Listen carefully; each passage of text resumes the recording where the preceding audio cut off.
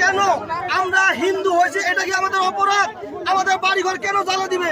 আমাদের মন্দির কেন ভাঙবে? আমাদের মহিলা বউ বাচ্চাদেরকে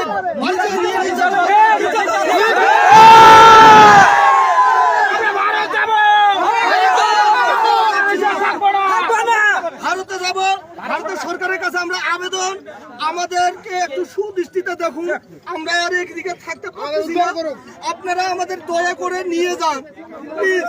সকলের কাছে এটাই অনুরোধ করছি, সব হিন্দুরা একত্রিত হয়ে ভাইয়েরা আপনারা চলে আসুন, না হলে এখানে বাংলাদেশে থাকলে মান সম্মান আর কিচ্ছু থাকবে না। ঠিক আছে, ঠিক আছে,